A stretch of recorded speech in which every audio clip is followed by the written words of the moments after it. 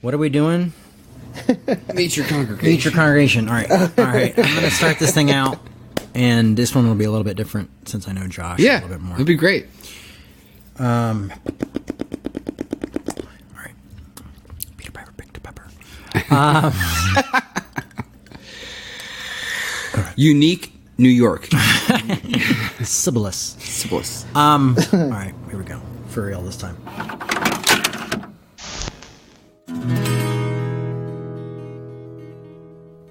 Hello, everyone, and welcome to Meet Your Congregation with Revolution. Is it Meet Your Congregation? Yep. That's what we landed on. That's what we landed on, and so we're going to keep it that way. Today, we are meeting Josh. Now, I've known Josh for... Josh, how long have I known you? We've been chatting for a while on the phone. Yeah. Yep. That was, I want to say, maybe 3 years 3 years ago. Like I would say 3 years. Yeah. Yep. And then, I mean, I met you one time in Brooklyn before then, but, like, I was just, the one time I went to your church. It's nothing that... Oh, so we met in Brooklyn? One time, yeah. That's crazy. Yeah, it was shortly after Dexter Season 4, because we talked about how the ending was crazy. And then you were giving, like, a sermon, and I was the only one in the whole congregation that had an actual, like, Bible on me, because everyone else was using their phones and stuff. Yeah. And it's like hot pink with, like, fake snake skin on it and stuff like that, and you're like, all right, this is weird, but you weren't happy with your translation. I don't know if you were much more happy with mine, but yeah, I was the only one there that had a that's an hilarious. actual physical Bible. Yeah, because they all have like iBibles and crap yep. And then but that's what kind of started me like following you on like Instagram and all that stuff. Well, this is probably before Instagram. Yeah. But, and then we reconnected when you wanted a cheap graphic artist. I was like, hey, I'm a cheap graphic artist. So was that for the Belfast event? No, the first thing we did was the Star Wars pins. Okay. I think. Right? Yeah. The graphic, that was kind of like Empire. Yep. And then we did the Belfast. That was Tortured Grace, right? I can't remember. I think so. Yeah. Yeah. And that was we did you did like 5 different ones of those because we did a bunch of online versions of it too. Yeah, and it was like the second because the first draft I gave you was like people handling snakes or something. Yeah, it was really crazy. I was like, no. Yeah, because I was just like, I know it's called Tortured Grace, and I know he doesn't really like Baptists, so maybe if I have like Baptists getting bit by the snakes they're handling, it would be very really metaphorical. Weird. And then and so but I did have some weird ones. I know I think there was one with like an IRA guy just like hiding behind like with like a assault rifle. Oh yeah. And I think Pete maybe was like, it might be too much, mate. He might get shot. Yeah, he would know better at the church. Yeah. Yeah. So it's the punk rock side, right? Yeah, I know. Trying to keep it punk rock, but Pete keeps holding me down. It's all his fault. So since we've known each other for a while, we worked together. You did the Revolution Star Wars pin and that stuff. Most recently, our Pride flyer, which went well. Which we had somebody actually show up from that flyer. Yeah. Oh, nice. Just this. And they say you usually get one flyer per 1,000 flyers. You get one person per 1,000, and we made 500 flyers and we got one person, so we doubled it. Okay. Pretty good. There we go. Pretty good. That's what I've heard. I used to do all the flyers for Revolution when we started in Arizona. And I used to put them all. I used to spend all week driving around town, putting them in different shops, and then people would give me all the. Only one person shows up. It kind of makes sense. Yeah. Because just how many places have you ever gone to when you got a flyer for something? Right. And probably like, no, I'm good. 0. And I've probably gone because I've been like, Social Distortion's playing there. Maybe if I got a flyer. But show flyers. Yeah. That's one thing. Yeah. But still, how many show flyers have you thrown away? About 1 billion? Oh, yeah. Way more than I've ever... It always depends on who's on there. Like, I would not turn down, like, a Social D. Yeah. Thing, but I think Kurt is one of those people who gets a flyer and actually uses it, because he's taken me to punk shows where I've had no idea what band it was, when who any of the bands were. So see, like I struggle with that, because even if it's like a band I really like and there's 4 openers I've never heard of, I'm like, I'm going to go a little late to this one. I don't need to see these bands. Yep. Yeah, it's sad. How do those bands get ahead? They don't. And it's all our fault. Even their headliners. People come for the They're drinks. like, we're headlining Social Distortion. Yeah. And you're like, you're the reason I came 20 minutes late. And you're still playing? They let you play for an hour? Yeah. They had, $3 draft beers, so I showed up and heard this band. So you're obviously do graphic design, but tell us a little bit more about yourself, like, and what else do you do? Well, my job mainly is graphic design.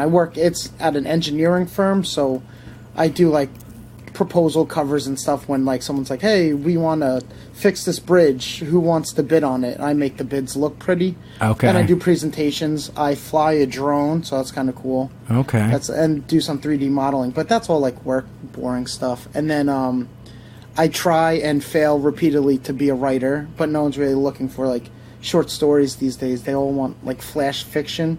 Right. Tell a story in 1,000 words. Like that's like a text message. I'm not like I write long text messages.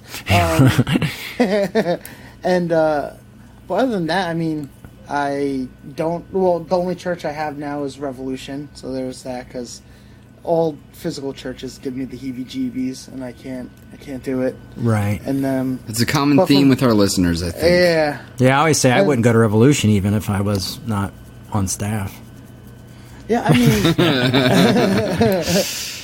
mean, if someone was to say, like, oh, do you want to go to this church called Revolution, and even if they explain that you're the pastor, like, from the outside, I might be like, no, all churches are the same, so I don't really want to. But then listening to, like, the sermons, I'm like, oh, no, this is, like, it actually is different. I hate when everyone's like, no, like my friends would be like, you need to find a cool church. I'm like, there's no such thing. They all suck. Like, they're all the same. They're all arguing over, like, the same side of a coin. And right. Just, but this is real different. And it's not just, like, the Chris Christopherson quotes, which you know that I like. Yeah. But it's just, like... Like, I hate in church where, like, you have to laugh at stuff that's not funny because, like, the pastor says it, and you have to be like, oh, man. That guy. That is a Lord of the Rings pun. Wow, that's something safe to laugh at. Get behind me, Smeagol. Yeah, exactly. And so just to have you, even, like, it's going to sound, I really do mean it in, like, a good way, but even, like, when you're, like, reading and you're, like, stumbling over the words, I'm like, that's, like, I love, like, that, even the rawness of that. Like, it's not, like, so polished where it's just, like, the rawness of it. And then emotionally, and you'll also talk about the Bible a lot, which I like, because that is, I know your listeners and followers are probably, like, a little divided on that, right? Yeah. Like if it's a metaphor or if it's just a story or a real thing. But, like, to me, I can't stand when I go to a church and they don't talk about, or they just say, like, you're a city on a hill, and that's, like, the only thing they use. And you're like, this is not helping anybody. Like, and so I like that too. But yeah, that's so I've been listening to your sermons at work, and I like that a lot. Podcast guy at work. Mm-hmm. So yeah, you're a graphic designer. People would be shocked to know that you're from. Where are you from? Brooklyn? No, you're not from Brooklyn. No, you're I'm from Long Island. Long Island.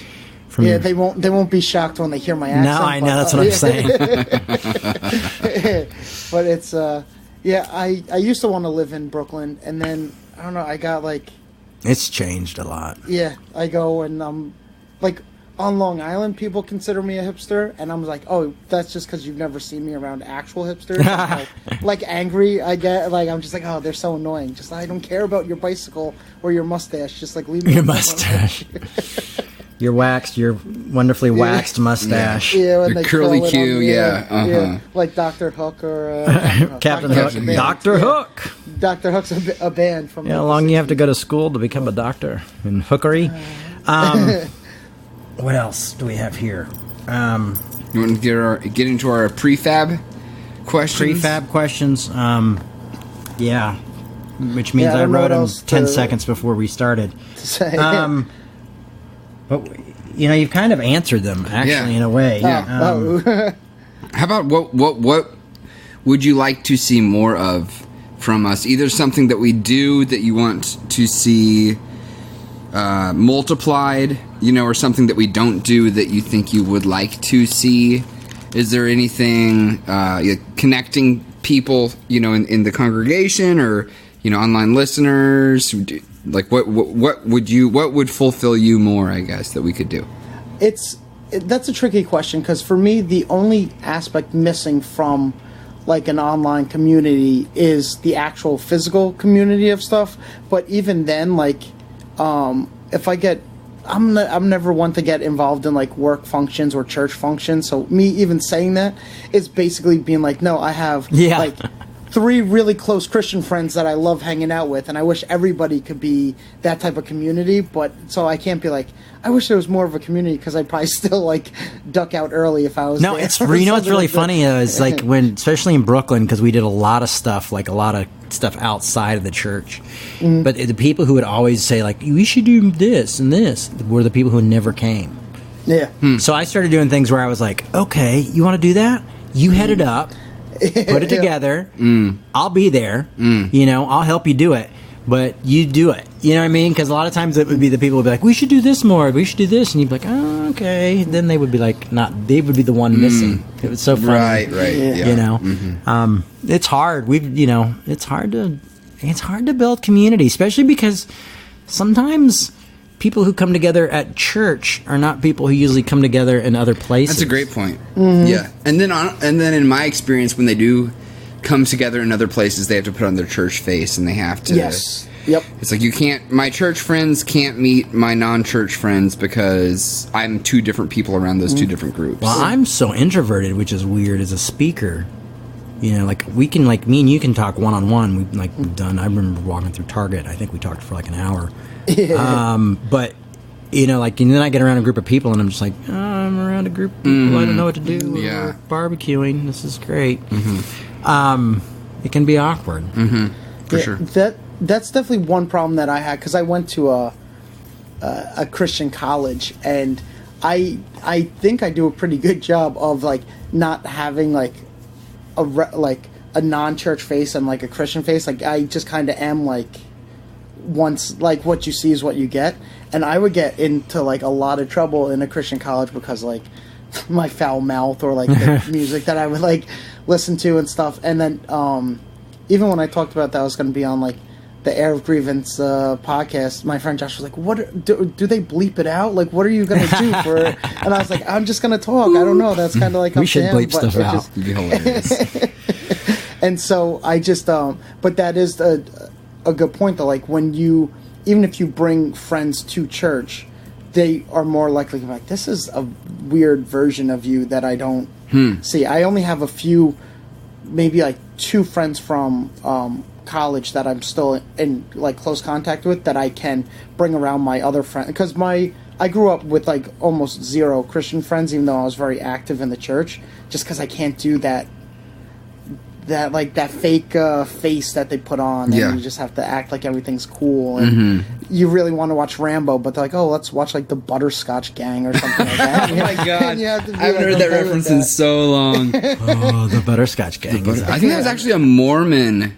That was a Mormon production, actually. Was it? I didn't even know that was a thing. I thought that sounds like a cool band name. Or like McGee and Me or something like that. McGee and Me. McGee and Me. And so, the one thing I do miss about not like having like a church life is like the relationship I have with my friend Josh. He's like my best friend. It's like I wish that was like bigger than just like the 2 of us and our wives and stuff like that. Yeah. And so, but I also only know Revolution through the podcast, so I don't know what happens before, and I know there's an Afterglow, and just really quick, is that named after the story of Moses? And like it's actually taken just from what church used to call gatherings after church. They used to call it Afterglow. Like they'd have like little sandwiches and stuff and talk after church, and it was kind of a cheesy thing. So that just like I thought, that's I was hilarious. Like putting like a way deeper thing into it, because like right when Moses wants to see God, and then he walks by and like he can't look at him. He can only see like the dust that he kicks up. Right. And even that like makes his face glow, and then he's got to like cover it because he's like, oh. That's probably where the original eye term came from. Oh, either way, we can retcon our Afterglow to now mean. There we go. Yeah, that's what it means. Some reference. Didn't he start to get ashamed because he lost his glow? Remember, he stopped glowing as much or something. Yeah, what is that? I have to look that up. Yeah, I haven't spent a lot of time in the Old Testament, to be honest with you. Yeah, the Old Testament's kind of it's like it's tricky waters. It's my kryptonite sometimes for me. But Jesus I mean, loves everyone except for these babies that he like just kills multiple times. Yeah, that's good stuff. He hates those babies. That's hard for me to hard for me to jump around and make it sound good. Yeah. I've read a lot of books that do. I mean, Rob Bell does a good job at explaining it. So, do you know Rob Bell? Like, or just I know a little bit. I know him a little bit. I'd say we're acquaintances. Definitely. And Velvet Elvis, just like it blew my mind too when that book came out. Yeah. But his I mean, I read his last book. I think the one on the Bible. What is the Bible? What is the Bible? And I thought it was great. And I was like, man, I wish Christians would read this book. But he's kind of like he's on the outs with them a little bit. Yeah, they see you guys come and they get the pitchforks and the torches. I'm like, I mean, I kind of wish he wouldn't have written the Love Wins. I liked it, but just because. Which one was that one? That's the one about no hell. Oh, okay. He never outright says. He never outright says it, but still, people got mad and said felt like he suggested it, and that's where he kind of fell from grace from a lot of people. Yep. Yeah. You know, and I've felt like those people need to read. Those people need to read this book on the Bible. The other needs to read this. The Christians need to read this book on the Bible. Who hold the Bible on such a pedestal? You know, if they knew. Yeah. Well, but you know how they just want. They like having that like elite club that they're part of. Like, if you're not on the inside, then you're gonna be on the outside burning forever.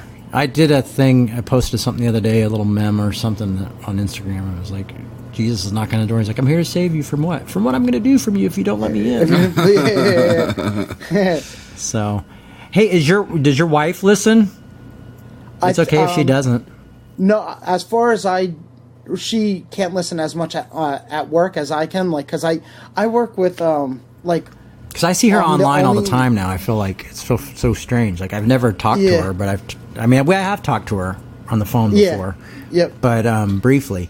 And but I see her online a lot. She's the one that told me that Revolution has a podcast. So she definitely has. Oh, great. Yeah, listen to a few. But I think when I'm at work, because I don't really enjoy talking to my coworkers that much, I'm the only male in an all-female department. And and 3 of them started working in that company in 1983, which was the year I was born. So I was like, I have nothing in common with these people. They're literally been there my whole life. And so I just put on music or podcasts and stuff like that. So she definitely listens, but I just breeze. I'm like that when we watch TV shows together too. I'm like, oh yeah, I'm already on the 7th episode. Right. What? So with the Revolution, when you guys are there, is it just what we hear in the podcast, or is there stuff before? No, there's the talks. There's socializing, socializing and talking, but that's awesome. See, that's what because my friends always used to say, when I was in school, if I was going to start a church, I was like, well, it's impossible, because if you even say is there going to be music, then instantly you divide everybody up, and they're like, yes and no, and then what kind, is it hymns or praise courses? Instantly everything falls apart. And so I love the idea of just small group, let's talk. I'll do the most talking, and then people, I've heard people chime in a little bit, not even in the Afterglow. I'm like, this is cool. You hear someone in the background commenting. People in New York, used to be like, oh, I miss music, and so we do music once in a blue moon, because we had Vince, who is such an amazing musician. And that's a discussion we've had maybe 3 times over the past year, is do we want to somehow, just because we've had, attendees or congregant members or whatever term. In Brooklyn, I used to tell people, other churches that I knew that met in bars that had music. I would be like, oh, there's this vineyard church that meets down at a bar. Yeah. Literally 4 blocks down, and there's music. I think we've had maybe honestly 3 people over the past year request it specifically, but more people way more people than that express that they're glad that we don't have it because it's triggering. No, well, we did music Yeah. with Vince for a holiday thing, and it was funny that like people like were like, I can't believe Revolution did music, like they felt betrayed. Mm-hmm. You know, it's like to me, I just always felt like singing to God is kind of weird. Yeah. And well, that's not that that's what necessarily what we would do, but it would still be weird. well, my experience with a lot of like the newer like praise music is like, man, this is so depressing. Like I could easily listen to like back-to-back albums of the Smiths and not feel as depressed as like 3 praise songs, and you're just like, wow, this is like, because they're just trying to invoke your emotion and everything like that. What's funny too is like how many now like hired guns they have. Like there's like people who don't even believe coming on and doing worship, and like they're raising their hands and stuff. You know what I mean? Yeah, and it's just like, to me, I'm like, God, that's like so hypocritical to me. Yep. That like, When, faking it's even worse, I think. I went to at that Nyack College. There, he would probably like be so embarrassed if he heard this, but the Father John Misty, the musician guy, he used to go to Nyack, and he would do like a chapel, and he would do like a. Oh, and now he's all like anti-God, isn't he? Now I'm sure because he's got a lot of like anti-Jesus-y or anti-Christian songs. I think. Believe me, like graduating from Nyack College, you like, I get it. Like, I could get why you would hate. Right, he's talented. Everything. He's a super talented dude. But I remember, so we used to have to go to chapel 3 times a week, and then if you didn't, like me, you would get like, I think I got like suspended, like from college. Like, who does that? Who gets suspended from college? Right, how is that a thing? And then for not attending worship. And so not entering the worship circle. He did.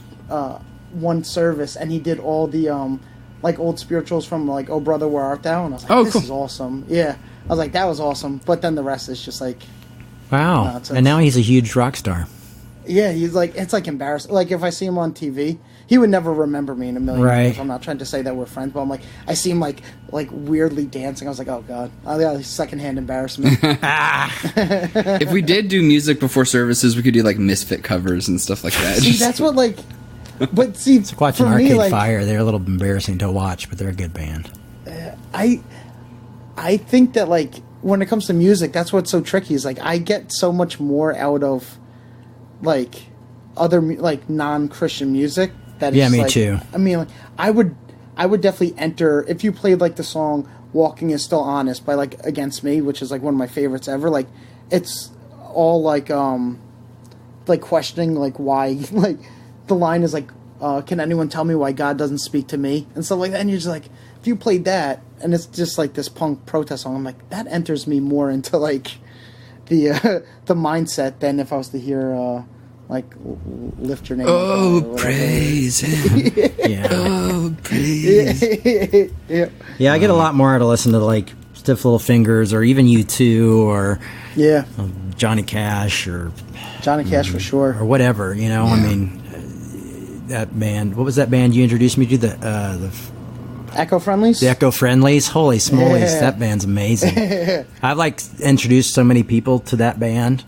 Yeah. That I even sent my ex-wife one of the songs, and not like one of the like sad songs. I was like, I literally was like, there is no hidden message behind this song. Yeah. It is just awesome. Right. You know what I mean? This isn't a statement. Yeah, this is not a statement. Dig. Yeah. This is just awesome. Yeah. And we make the same mistake. That song is so good. Now, I guess we're this is supposed to be Meet the Congregation.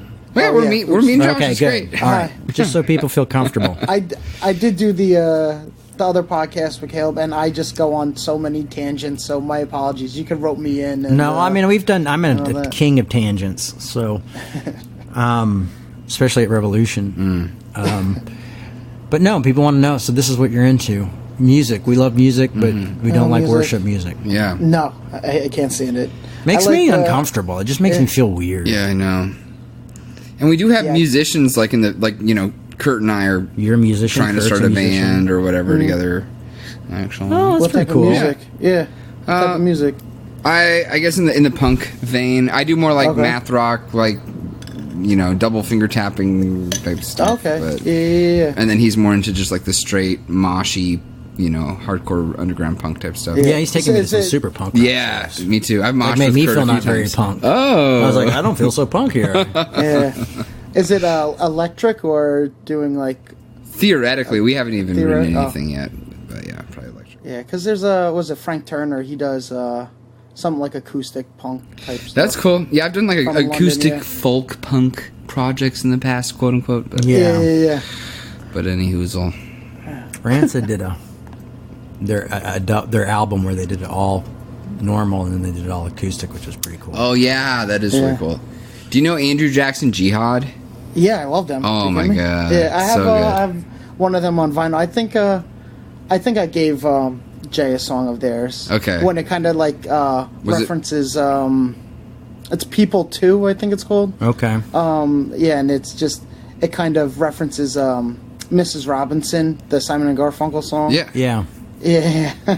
Yeah, that's I like that band a lot. Nice. They speak a lot of truth. I'm like, damn, this is like true. It's almost like we don't need Christian music. We just need music.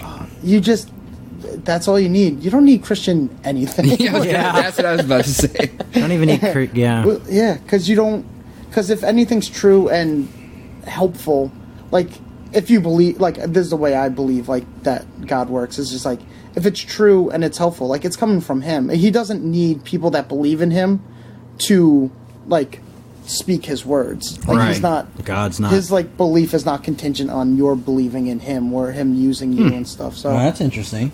yeah, that's. I mean, yeah, that's. No, that's good. My take on it. That's nice. What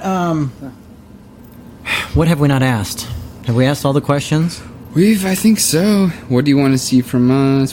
Hey, would you come to an annual convention, a Revolution Church convention? If I could swing it, yeah, absolutely, I would. Yeah, That'd be so cool. It would be like in Minnesota. We don't know yet. We got a lot of people who've said they thought it would be a cool idea. Yeah, I mean, I think that would be, because I do think there is upsides to forming some sort of community. Online, like, communities are harder, because I've tried to have that with, like, some people where you're trying to, like, even have almost like a Bible study of sorts just through, like a Gmail group, and it just falls apart instantly because it's hard to keep in touch and stuff. But I think that would be fun. Then you could go, and then especially if you were talking on like Instagram through like I'm meeting you in person now. Mm-hmm. So. How about this? Would you ever? Do you think it could land? Do you think it could have any sort of impact if you were to be, let's say, like you are a part of Revolution New York, and so you go to Pride events and hand out flyers, and you go to this and that, and because then obviously there couldn't be a physical meeting, like we couldn't like broadcast Jay's message live every Sunday like we're some mega church, No. where they like. And then the second you did that, I'd be like, all right, I'm over this. Yeah. I don't need a mega church. But I mean, even just for like helping to form an online community. Like, do you think there's any value in that? I think there's value in it. If I was to get too specific with the question, I don't think I would be like, if you're like, hey, you're in New York, you want to hand out Pride stuff? It's like, I'll design them, but I don't really want to like. I'm so bad at participating and stuff like we that. didn't want to hand them out. We were shy, and then Kirk comes along and is like a machine. Just takes a certain type of person. Yeah, and it's because you don't have the time with every person to be like, no, it's not. I know. It's not like someone protesting you. This is like, it's just because you get protested that we want to be like, no, like, forget that. I censored myself for you. There you go. Forget that. Well, I mean, it's true though. It's hard because you also feel like you're intruding. You're like, I'm here at your celebration of your sexuality to ask you to come to church because we're not like all the rest of those bastards. Yeah, but at the same time, they're so used to people showing up when they're trying to like celebrate and that's a good point. And ruining it. So you're just like, that's what Pete said. Pete was totally taking the piss out of me. Yeah, but it was pretty funny. But that's what Pete does. So, how'd you end up meeting Pete? Was it at one of these like big speeches he does? No, not speeches. Somebody invited Pete to come to Revolution. Oh, Vince did. Vince was became friends, and he came to Revolution, and then Pete invited us back to his house in Connecticut, and we went, and then we just became friends from then on. Yeah, I listened to him, and I like challenged his theology right off the bat. Mm-hmm. Yeah, like I was like, "Do you believe in this or not?" I was like, "I just want to know yes or no." That's what I. No, you don't get a yes or no. You know. Yeah. I think he did Rob Bell's podcast, and I listened, and he does. Mm-hmm. He did a series on Rob Bell's, like parables, right? He does. He does. He did a book of parables called Orthodox Heretic, I think. Heretic, yeah. It's great. Yeah, that's why I think he was promoting. He's a smart dude. He's my best friend. Yeah. So yeah. Now that I'm getting into his theology more, because for years we just were buddies and really didn't bother each other with our theology. Mm-hmm. But now getting into his theology, he's kind of helping me along the way. All right. Did you guys ever clash at first over the theologies, or? Yeah, no, because I believed in a literal resurrection, and he I could not tell if he did or did not, and he wouldn't answer me. So yeah, we clashed. Of course, we clashed at the beginning, and but that's what made it great. Is that it really didn't matter. What mattered was we were buddies, that we were mates. And that's still all that matters. And but now he got me into Tillich, which was a good base place for me to start. And he's kind of beyond that now, but I'm able to kind of slowly take steps towards radical theology and pyrotheology and ask questions. What's pyrotheology? It's his own theology, is kind of the theology that he started, and built upon, which I can't answer that. I have a text somewhere where he answered that for me, but I don't remember what the answer was. So it's like Zizek and a little more. Yeah, I can't remember shit. I can't remember. But we're not going to. Hopefully we'll have Pete back one day if we can afford him. Good. I'm going to his event in October. His Spark thing. Spark, right? Yeah. Which is kind of how to revamp your. What you're doing and do more social media and redesign and how to relate with people and how to deal with your own personal bullshit as you go through it. And his last event he did was so off the chart that I had to go to this one too. But now I'm speaking at it. Now I'm speaking at Spark, nice. Which I found out through a Twitter. Oh, you didn't know it? No, I didn't know I was speaking. And then he's like, and he put up a Twitter thing. He's like, "Oh, I should have asked you first." And I was like, "No." That's a good trait. I'm like, "No, that's a huge compliment that." You know how hard this past year was on me. Yeah. And he was like, "No, man, you just seem to be at a place where you're healed." And I just thought, you're doing so much better that I thought you were ready to kind of do something again. He's like, "I never wanted to pressure you to do anything in the midst of all your pain." But sometimes you need that push too, especially when you're like breaking through like the dark clouds and you're like starting to see light again. Because like we could always just keep ourselves down forever even if things are better. Yeah. So you need someone to just be like, "No, you'll swim. Don't worry, you'll be fine. Like just jump." I try not to think too much about it. Like I'm like, "Oh, I'll just I'll work on a talk on the plane." And not think too much about it. Otherwise, I get kind of nervous because there's other speakers there that I'm like, "Oh my gosh, I really like them." Yeah, and, but I mean, I'm a high school dropout, right? But he clearly trusts you enough because he seems to run a big event, so he's not gonna set you up. No, he doesn't. Yeah, he doesn't. He doesn't. So you just got to trust that in his judgment, right? Yeah, I'm trying to. He's not full of shit, so it's pretty cool. So we'll see what happens. We'll make a. Maybe we'll make. Well, I'm sure we'll record it for sure. Yeah. Well, this has been cool. Yeah. We've talked about a lot of weird stuff. Yeah. Yeah. I don't know if I answered your questions. You answered almost all the questions at the very beginning, so it was good for us to kind of intuitively. You were like, "Oh," and I didn't know if it was like meet your, like I'm supposed to be like, "Oh, I hate the beach, but love rock climbing." But what's great is they're seeing people. One, they're seeing our natural kind of conversation because we know each other. And they're also seeing people like you're a member of the congregation, but you've also been like actually one who's been like volunteered to do something and actually done it. Yeah. Mm-hmm. I don't know how many people. You've helped us a lot, man. Yeah. You really have. Well, thank you. I mean, it is in my wheelhouse. Like if you asked me to help hand out flyers, you'd probably be a little bit more disappointed with my turnaround time on that. But designing it, because it's something that like I do I support what you guys are doing because like. My personal feelings against church, like I don't let that rob me of like the bigger picture of how good it can be when it's done right. That's a nice sentiment.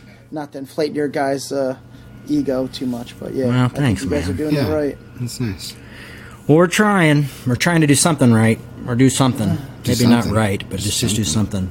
And I'm trying to just reclaim things. So I'm at the point where I'm trying to I think it's great. I think that it's I think you hit like a nice sweet spot, because there's not a believer or non-believer, but for this instance, a believer in the world that hasn't thought like, oh, this is all bullshit, isn't it? At some point, and like doubted tremendously. And so when you go, and the pastor's also kind of just like, no, I have the same doubts a lot of times, and you're like, oh wow, okay, this is awesome. I could trust this, rather than someone that's just like, well, if you pay me money, and then I'll tell you all nice fluffy things, or if you want to hear that people you don't like are going to hell, I'll tell you that too. Yeah. And so, I mean, we would like some money, but yeah. we're not going to tell you anything for it. Right. But You even get the same old shit. We might get it just pitch, nicer. right? Yeah. Like even that, it's like you're not trying to trick anybody. You're literally just the transparency, I guess, is what I'm digging the most, because you're just like, no, we clearly need money. I remember in Brooklyn, you used to literally pass your hat around, like take it off your head and like pass. Yeah, that. We still do that. I was like, I this still is do like- that. Oh, I ask Caleb to take his hat off sometimes. Yeah, I'm like that. Like, but even that, it's like there's no like trickery there. It's like, no, this is just the. This is how we pay the bills. This is and it's just if you like it, support it. If not, we'll try to keep it going as long as you can with no money. With but- no money. And Yeah, we'd it'd be rather great. have you than your money. We would rather Yeah, have people than their money, you know? I mean, that's the thing. It takes money to run the damn thing. And right now, I'm able to do I'm able to sit and read theology books and study and better my theology and things like that, because people support Revolution, you know, and take care of my kids. I'm able to do that right now. I might not always be able to do that, but right now, people make that possible. Yeah, did you ever know? hear back from that coffee shop? Yeah, I didn't get the job, but Sons of bitches. yeah, but they said maybe in August. So Okay. that's not too far away. That's like next month now. So Is that peak coffee time in Minnesota? yeah, that they need- August. they It need might extra be. I hands? don't know. They just We're gonna said get hit so hard. they just said maybe in Yeah. August, which is whatever. I'd be willing to take it, but right now I'm tightening the screws, man, and getting down and reading really tough books, you know, that all the books Pete recommends, I just freaking go on Amazon and order them, and now I'm just spending my days reading them when I'm not with my kids, you know.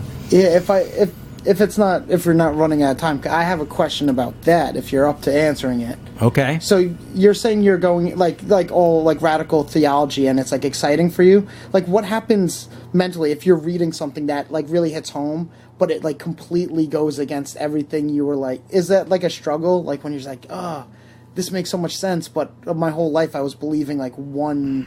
Yeah. certain That's a thing, good question. Or is it just like you kind of just are so like on fire for the new stuff that you just kind of like, oh no, this is awesome, I'll take it. No, I don't buy everything right off the bat. Or there's certain things I've kind of let go of and had to figure out ways, how do I cope with letting those things go? And so there's some of that like, there's some of that like putting that to words, but there's other stuff where I'm like, I don't know if I buy that necessarily. Like I think he's like, towing the line for being an agnostic more than he is being, and I'm already there, so I don't need that, you know, or there's some stuff that's just confusing, and so I just go back to my regular theology. I kind of have to pick and choose right now where I'm at, and like. So I'm like, I don't quite understand that. So this Sunday they're going to hear a sermon that's based on kind of what I still do believe. Has Oh, sorry. No, go ahead.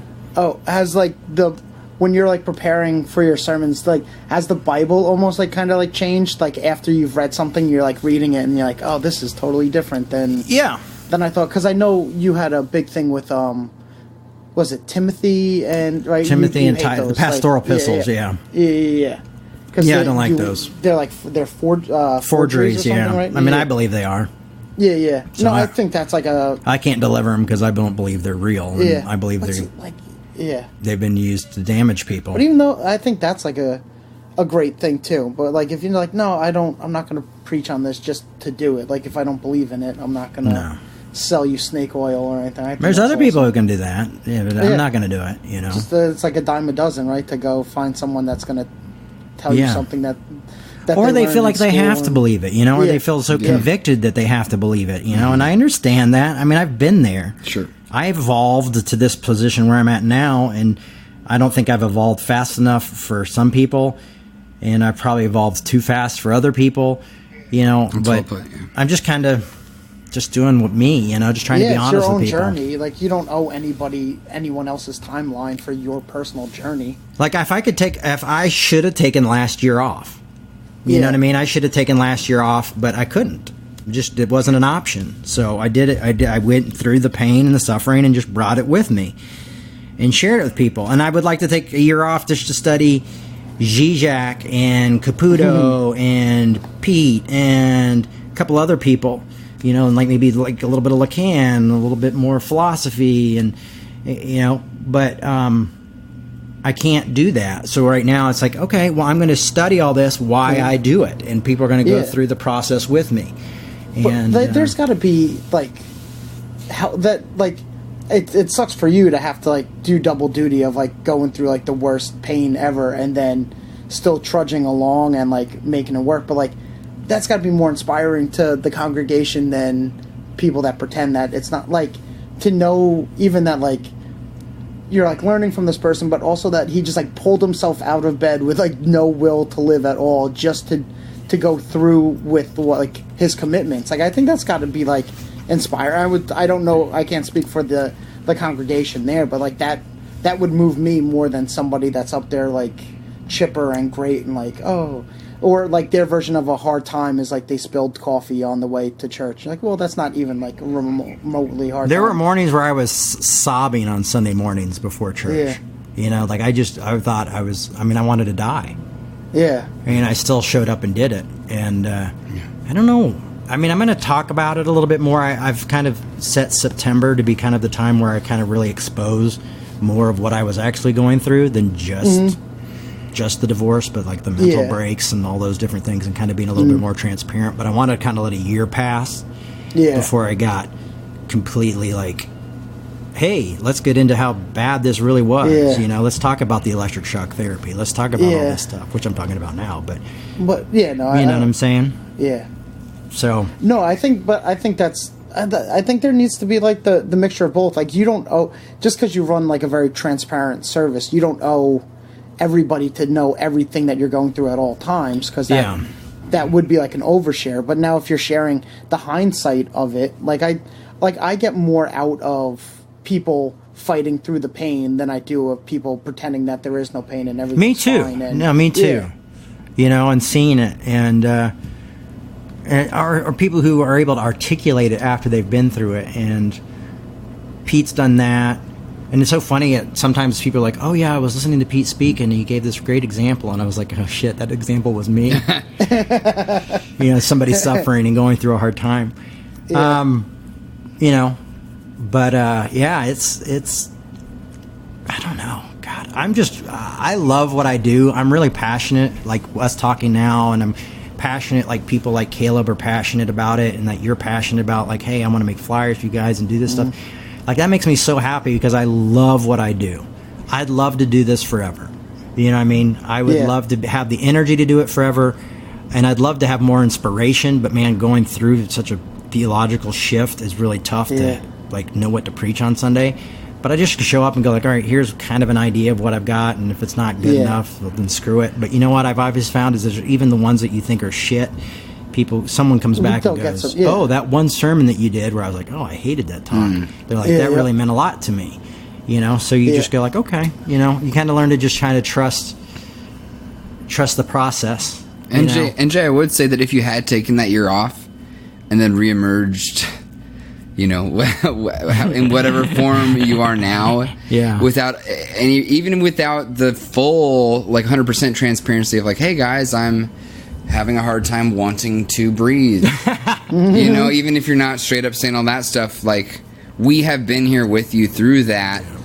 And whenever you're ready to share as much details as you're comfortable with, we're going to have that reference point and say, okay, now this clarifies what was happening, but I still was there while it was happening. Yeah. And this clarifies some things, and maybe I don't know, I don't want to say crystallizes some suspicions I had, in a bad way. I don't mean that in a bad way, but it's I'm pretty sure that this was hell happening. Mm-hmm. And so I would rather be witness to whatever you are comfortable letting us be witness to, and then clarifying when you're ready in your own time, than just all of a sudden I'm sad, so I have to turn off, I have to shut down for a full year, and then ta-da, I feel happy again.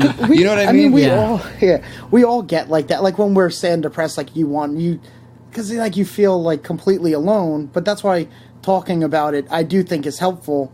There's some people that I deal with that overshare, and you're like, oh, well, you're making it worse on yourself by amplifying. But a lot of times, and I'm sure you've encountered this too, you'll share with somebody and you'll find that they have felt or gone through the same exact thing, and so that stuff's important, because everybody that's suffering and depressed and sad, they think that they're all by themselves, and to hear oh shit, that's no, true. You're exactly feeling how many times do you hear oh my god, that's exactly what I was feeling. That's a good point. I thought I was the only one. So and it takes bravery to say that. Oh, hell yeah! You know, it takes bravery to say, "Hey, guys, this is the shitty spot I'm in," and then people are like, "Oh, thank God that you said that." Yeah, and I mean, it's not to hype you up again, but it's just that's commonplace if you, regardless of how literal people think the Bible is. Every hero of the Bible, from David to Elijah, they all have passages where I'm so sad, I want to die, and I wish I would the ceiling would collapse on me in the middle of the night. So that's nothing new. You get into where that you find out that shit's real. That's they're going, okay, that's real. What they're talking about is real. I felt that. That's not some sort of oh, isn't that some beautiful poetry? Right. No, they're probably in damn hell. They're feeling it there. Totally. Yeah, just wanting to, and people gloss over that because they want to talk about let's compare Jesus to a pretty bird on a hill or whatever, poetry type thing. But it's just no, this is the real shit. We got to get into this is what everyone's dealing with now. So I think it's awesome that's what draws me to your talks. Is you're just I'm I get it. I get what he's going through. Not as severely, but it's I get it. Thanks. You don't minimize, and you don't minimize anybody else. I could relate to you, be I remember when I went through a really bad breakup, and I could relate to you without you having to be oh no, mine is worse. You would never say that. No. But you might think it because we're all human and think that, but it's just there is commiserating, I guess would be the right word, right? Where you're not judging people for having suffered less, but you're all in it together. Well, and you sent me a heartbreak compilation, Spotify compilation, when I was going through a lot of this shit, and that was awesome. No, but I'm just saying, I mean, that's sharing each other's suffering, and so I think one of this Meet the Congregation episode shows that, some of us are acting as community together. Yeah, we're not, because we're not. You're not just making flyers. Me and you've talked. We send each other stuff. We talk about tattoos and music and stuff like that as well. So there is a community here that's happening. I mean, I texted Caleb the other day because I met someone from Minnesota at work. It's just it's something silly that's not related to the podcast and stuff like that. But when you do have a connection with somebody, you will start sharing more and more with them. So I think that the Meet the Community, I think it's great. I'll send you guys something too, that you're doing the Revolution, Meet the Congregation with the photos and the rundown. Yeah. And if people are tagged in it, then people could reach out and talk and stuff like that. It does make the community like that too. I don't know if that was a thing. I don't know if people want to be tagged and stuff. I know some person had there's one anonymous. Yeah. I think besides that individual, I think everyone would be on board. And it's not. I'm not saying that I would reach out to anybody that I saw, but it's just you might look at their profile and then oh shit, we're into some of the same stuff, and then you might follow. That's a cool idea. Then, I like that. That's a really good idea. I like that. Hell yeah. Should we wrap it up? Yeah, let's wrap it up. Yeah. Word, man, it was great seeing you and talking to you. Yeah, yep, that's great. Hopefully we'll see you soon. Yeah, no, I'm trying to find a time to go out there. That'd be so cool. Yeah, I would love to do it if it's still baseball season, so I could see the Twins stadium. But Okay. I'll have to see. That's we're at the halfway point as of today, I think, of the baseball season. Yeah, today's the All-Star game. So, but I just like this. Just if I could see, me and my wife, we like to see all the baseball stadiums, and we have like a little book that we get stamps to show that we've been there. Yeah, I saw you guys were at one of the stadiums recently. Yeah, last weekend we were at the Nationals in Washington, D.C. Yeah, you had your national gear on? Yeah, I did. I'm not... Well, I always get the hat of the team that I'm seeing. Oh, that's cool. I'm a San Francisco Giants fan, but but if I go to Minnesota, I'm going to get a Twins hat, and I'll wear it like all weekend, and then I have a collection of the places I've been. So. Sweet. Yeah. Nice. All right, buddy. All right, dude. Okay. I'm sure we'll both talk to you soon. Yeah, we'll talk to you soon. All right, take care, guys. All right, man. Appreciate you. All right, bye. That was a post-Christian podcast.